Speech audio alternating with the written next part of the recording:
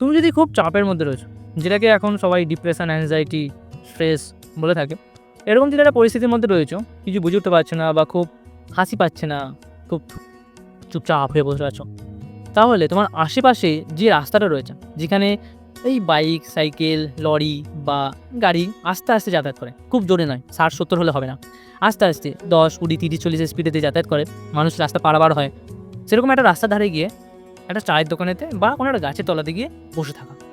মানুষের রাস্তা পারাপার হওয়া বা রাস্তায় গাড়ি চালানোর সিভিক সেন্স দেখে তোমার হাসি পেতে বাধ্য। তোমার ওই ডিপ্রেশন, অ্যাংজাইটি, স্ট্রেস, এইগুলো যে জিনিসগুলো, যেগুলো গাড়ির ধোঁয়ার মতো বিনা দূষণ করতে করতে উড়ে গেল। আমি এমন একটা জায়গায় কাজ করি, বসে কাজ করি, যেখান থেকে আমি রাস্তাকে দেখতে পাই আর রাস্তা আমাকে দেখতে পায়, ঠিক আছে? আমি সারাদিন এই দেখেই হেসে গড়াগড়ি খাই। মানুষের রাস্তা পার হওয়া যে সিভিক সেন্স, ভাই তুমি বিশ্বাস করতে পারবে না যতক্ষণ না তুমি লক্ষ্য করবে।